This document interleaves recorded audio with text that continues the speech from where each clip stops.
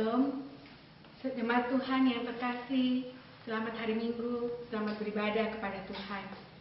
Puji Tuhan, saat ini kita masih bisa beribadah bersama-sama, mencari Tuhan, menyembah Tuhan, memuliakan Dia.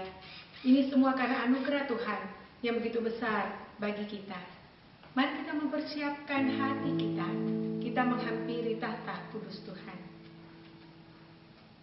Firman Tuhan diambil dari kitab Mazmur 117 berkata, "Pujilah Tuhan, hai segala bangsa, megahkanlah Dia, hai segala suku bangsa. Sebab kasih-Nya hebat atas kita, dan kesetiaan Tuhan untuk selama-lamanya." Haleluya. Pertolongan kita adalah dalam nama Tuhan yang menjadikan langit dan bumi. Ibadah kita pada saat ini ditahbiskan dalam nama Allah Bapa, Putra, dan Roh Kudus. Mari kita masuk di dalam doa. Allah Bapa kami di surga, kami mengucap syukur atas kasih setia Tuhan yang tidak berkesudahan dalam hidup kami. Kami bersyukur karena pada hari ini kami masih diberi kesempatan untuk datang beribadah di hadapan Tuhan. Kiranya Tuhan berkenan mengampuni segala dosa dan kesalahan kami, menyucikan dan menguduskan kami ya Tuhan, sehingga kami boleh Kau layakkan untuk datang di hadapan-Mu. Kami rindu memuji menyembah Engkau ya Tuhan. Kiranya Tuhan sendiri yang berkenan hadir dan menyertai ibadah kami ini, dari awal, pertengahan hingga pada akhirnya. Kami menyerahkan ibadah kami ini ke dalam tangan-Mu. Hanya di dalam nama Tuhan Yesus Kristus, Allah kami yang hidup, kami sudah berdoa dan mengucap syukur. Amin. Jemaat Tuhan, dalam hidup kita menyadari begitu besar kasih setia Allah dalam hidup kita. Dalam setiap musim apapun, tidak pernah berubah kasih-Nya dalam hidup kita, dan Dia selalu menyertai kita. Biarlah kita boleh membawa hati kita memuji Dia, kita menyembah Dia, kita katakan, sungguh besar setiamu ya Tuhan di dalam hidup kami. Kita naikkan pujian, besar setiamu.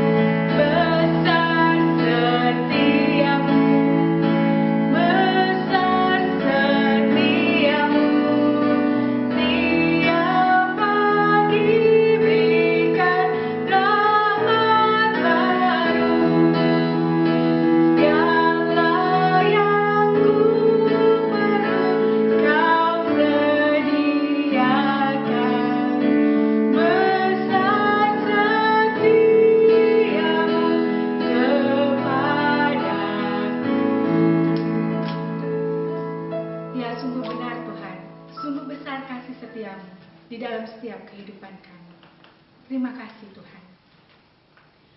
Mari jemaat, bersama dengan semua umat Tuhan, di segala zaman dan di segala tempat, kita mengikrarkan pengakuan iman kita.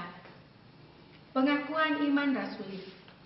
Aku percaya kepada Allah, Bapa yang Maha Kuasa, Khalik langit dan bumi, dan kepada Yesus Kristus, anaknya yang tunggal Tuhan kita, yang dikandung dari Roh Kudus, lahir dari anak darah Maria, yang menderita sengsara, di bawah pemerintahan Pontius Pilatus, disalibkan, mati dan dikuburkan, turun ke dalam kerajaan maut. Pada hari yang ketiga, bangkit pula dari antara orang mati, naik ke surga, duduk di sebelah kanan Allah, Bapa yang Maha Kuasa, dan dari sana ia akan datang untuk menghakimi orang yang hidup dan yang mati. Aku percaya kepada Roh Kudus, gereja yang kudus dan am, persekutuan orang kudus, pengampunan dosa, kebangkitan orang mati, dan hidup yang kekal. Amin.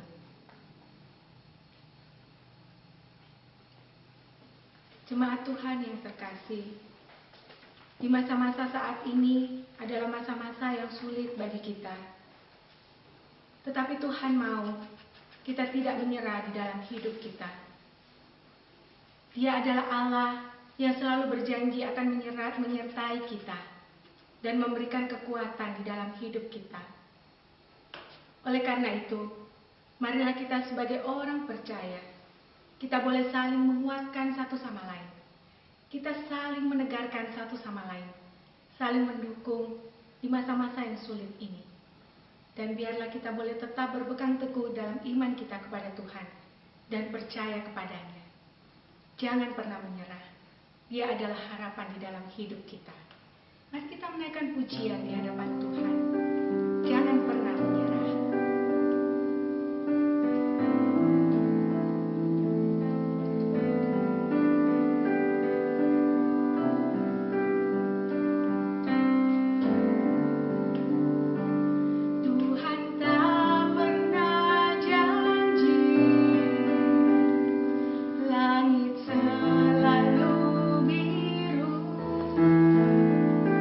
Tetapi dia berjanji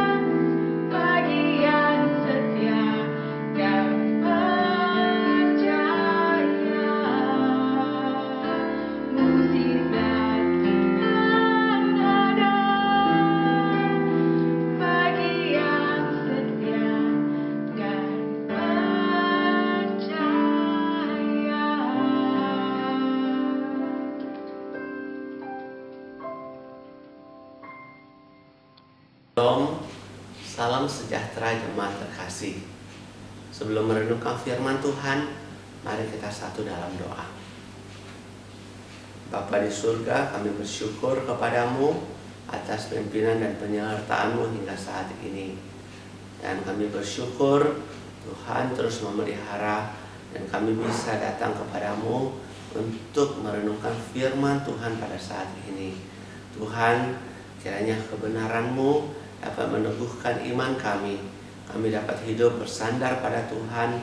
Kami dapat semakin melihat pengharapan yang kami peroleh di dalam Kristus. Terima kasih Bapa. Tuhan juga urapi hamba-Mu. Tuhan pakai dia untuk dapat menyampaikan kebenaran-Mu dengan jelas.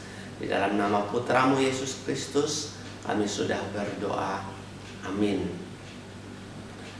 Firman Tuhan pada hari ini diberikan tema saling menegarkan di masa sukar. Kita bersama akan melihat firman Tuhan dari Injil Markus pasal 14 ayat 32. Lalu sampailah Yesus dan murid-muridnya ke suatu tempat yang bernama Getsemani.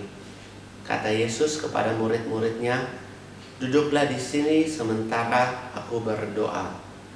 Dan ia membawa Petrus, Yakobus, dan Yohanes sertanya. Ia sangat takut dan gentar.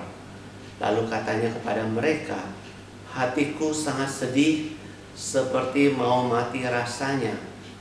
Tinggallah di sini dan berjaga-jagalah."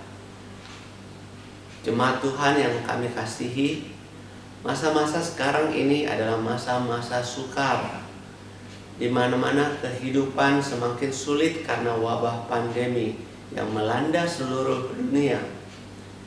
Di negara kita saja, setiap hari ada rata-rata 1.500 orang tertular virus ini. Karena penularannya semakin meluas dan semakin mengganas, maka orang menjalani hidup dengan saling menjaga jarak satu sama lain. Belum selesai satu masalah, sudah muncul masalah berikutnya. Pada hari Senin yang lalu, tanggal 13 Juli, di Masamba, Luwu Utara, Sulawesi Selatan, terjadi bencana alam banjir bandang. Diawali dengan beberapa longsor di pinggir sungai oleh karena curah hujan yang tinggi dan kuatnya arus dari bendungan alami yang jebol, membawa materi kayu dan lumpur ke arah kota Masamba. Korban meninggal sudah 19 orang dan korban hilang ada 23 orang per data hari ini.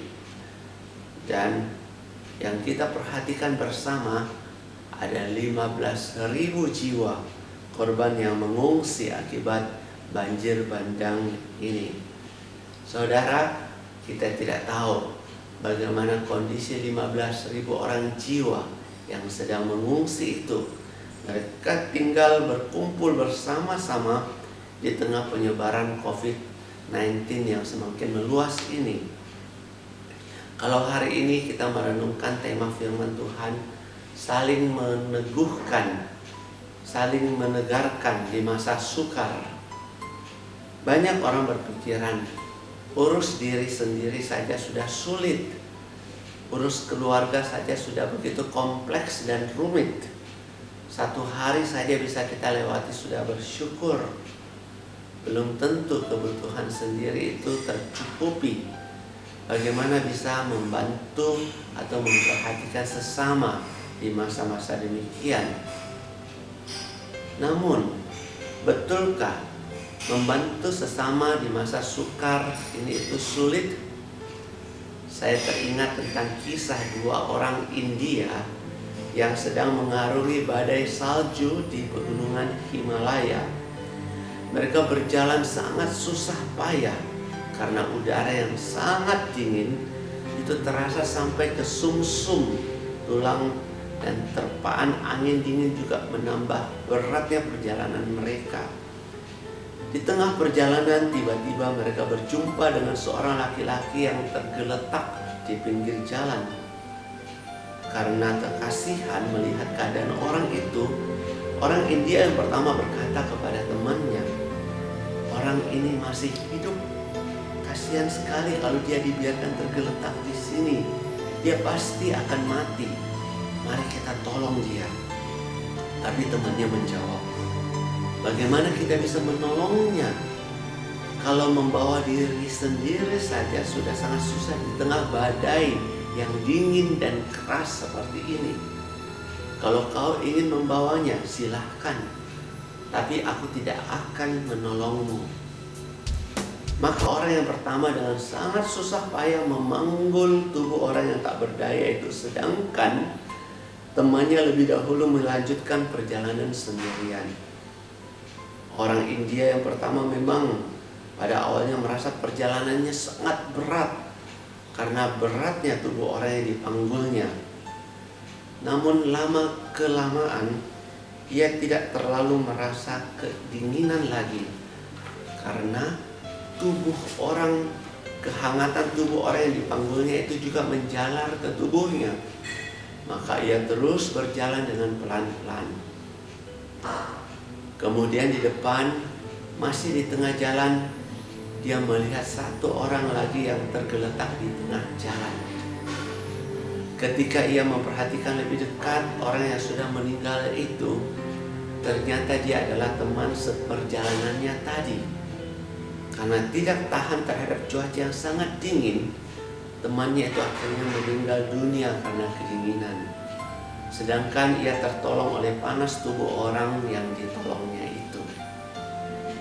Jemaat terkasih, lewat kisah dua orang India ini, kita diingatkan bahwa ketika kita membantu sesama di masa sukar ini, justru sesungguhnya di situ kita memperoleh kekuatan dan semangat untuk dapat menghadapi masa-masa sukar seperti ini. Lewat firman Tuhan di Injil Markus pasal 14 yang baru kita baca mencatat tentang pergumulan Yesus di Taman Getsemani. Setibanya di suatu tempat yang bernama Getsemani, Yesus didampingi oleh 3 orang murid terdekatnya yang bernama Petrus, Yakobus, dan Yohanes. Saat itu adalah saat sukar yang Yesus hadapi. Markus mencatat bahwa Yesus sangat takut dan gentar. 3 orang murid terdekat Yesus yang hadir saat itu seharusnya memberikan kekuatan dan menopang Yesus dalam menjalani pergumulan. Apa yang Yesus harapkan dari ketiga muridnya itu? Yesus berkata, hatiku sangat sedih, seperti mau mati rasanya. Siapakah yang dapat memahami beban dan perasaan yang Yesus gumulkan? Saya menafsir, Yesus berharap murid-muridnya dapat memahami perasaan hati Yesus saat itu. Ada suasana perasaan yang sedang menekan diri Yesus, pikiran yang ingin Yesus bagikan kepada murid-muridnya. Saudara, kalau saat ini saudara dan saya sedang menghadapi masa sukar, maka salah satu cara untuk saling menegarkan, saling menopang, ialah kita berbagi perasaan, berbagi pikiran, berbagi beban dengan saudara kita seiman, secara khusus kita yang ada di jemaat Tanjung Bunga. Dengan menceritakan beban hidup kita, kita dapat meringankan beban sesama kita. Dengan menanggung, mendengar cerita, kita dapat menolong, dapat meneguhkan satu sama lain. Saat ini kita mengadakan ibadah doa tiap hari Rabu malam lewat Zoom. Di doa malam ini kita dapat saling menegarkan satu sama lain. Kita dapat men-sharingkan beban, kita dapat mendoakan.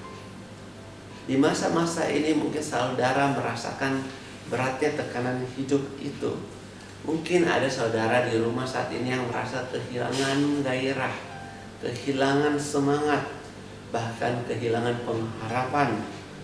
Mungkin saudara di rumah saat ini ada yang merasa sedih karena kehilangan saudara yang terdekat, sobat karib kita. Mungkin juga di rumah saudara ada yang sedang tertimpa sakit penyakit. saudara lelah berjuang. Mungkin juga saudara merasa tekanan berat, pekerjaan semakin tidak menentu, perekonomian semakin sulit. Ada juga yang tertimpa masalah relasi yang semakin kompleks dan rumit. Ada konflik-konflik kepentingan yang terus merusak hubungan. Saudara, dengan men-sharingkan, dengan membagi beban, kita dapat sebagai jemaat Tuhan saling menegarkan, saling menopang satu sama lain. Kita bisa datang kepada Tuhan walaupun masa pandemi ini membatasi perjumpaan kita secara fisik, namun lewat WhatsApp, lewat video call, kita dapat mendoakan satu sama lain. Kalau kita bandingkan dengan masa-masa pandemi di zaman dulu, bapak-bapak gereja juga merasakan akan tekanan demikian. Mereka menghadapi beban yang lebih berat daripada masa sekarang. Di zaman itu, mereka tidak seperti kita dapat menikmati akan internet. Saya mendengar khotbah dari pendeta Jimmy Pardede. Dia mengkisahkan zaman itu ada virus yang bernama Black Death yang sedang melanda wilayah Eropa. Dan karena ganasnya virus itu, separuh dari penduduk Eropa meninggal dunia. Dan mereka jalani masa itu di rumah seperti kita. Bukan 1 tahun, bukan 2 tahun, bukan 3 tahun, bukan 5 tahun, namun 7 tahun lamanya baru pandemi itu berlalu. Dan saudara, waktu mereka tertular virus itu, mereka demam, mereka muntah-muntah, lalu pelan-pelan meninggal dunia. Mereka di rumah, tapi tidak seperti kita. Hari ini anak-anak masih bisa bersekolah, berjumpa gurunya lewat Zoom, lewat video call. Saudara hari ini masih bisa.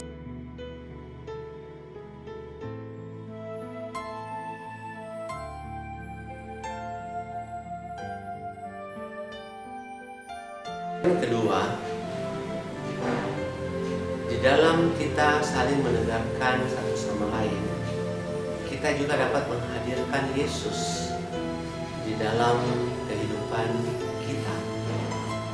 Sesungguhnya Yesus sudah menjadi sahabat sejati kita. Dia tahu pergumulan yang paling berat sekalipun dan senantiasa mau menolong kita. Bagaimana kita dapat menguatkan satu sama lain? Kita dapat berdoa, kita minta Yesus hadir di tengah-tengah pergumulan.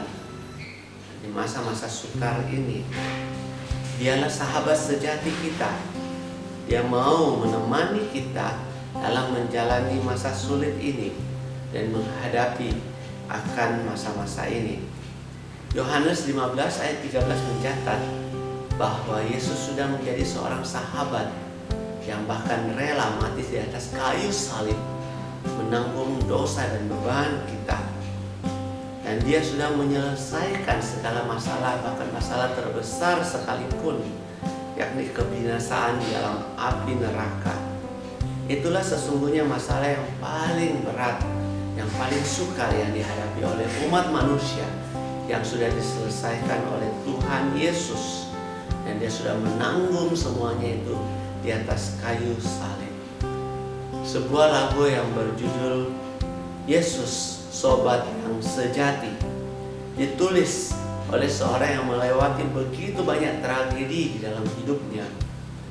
Ia tahu di dalam permasalahan hidupnya Yesus sudah menjadi sobatnya yang sejati. Saudara, ketika kita di dalam masa-masa sulit seperti ini, apa yang kita lakukan? Saudara, betulkah Yesus benar-benar bisa diandalkan dalam hidup ini? Sang penulis lagu ini bernama Joseph Scriven. Ketika dia mengalami kesulitan, dia mengalami persahabatan dengan Yesus. Dia adalah seorang pemuda Irlandia. Kira-kira pada tahun 1840, calon istrinya mengalami kecelakaan tenggelam pada malam pernikahan mereka. Setelah itu, ia meneruskan hidupnya untuk memulai latihan sebagai seorang perwira militer. Namun karena kesehatannya terganggu, ia melupakan impiannya. Lalu ia pergi ke Kanada. Di situ ia bekerja melayani orang-orang cacat, orang-orang susah, dan orang-orang yang mengalami kekurangan. Namun tragedi tidak pernah meninggalkannya. Tragedi tetap mengikutinya. Sekali lagi, rencana untuk pernikahan tidak terlaksana ketika pacarnya yang kedua meninggal dunia karena penyakit. Rupanya dia sudah seperti ditetapkan untuk hidup seorang diri. Namun dia menjalani hidup itu bersama dengan Kristus. Walaupun seorang diri, dia tidak mengalami kesepian. Walaupun seorang diri, dia menjalani pelayanan tugasnya yang begitu berat dengan sukacita.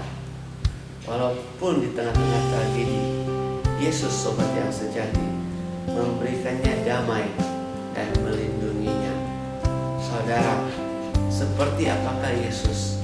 Dialah sobat yang sejati.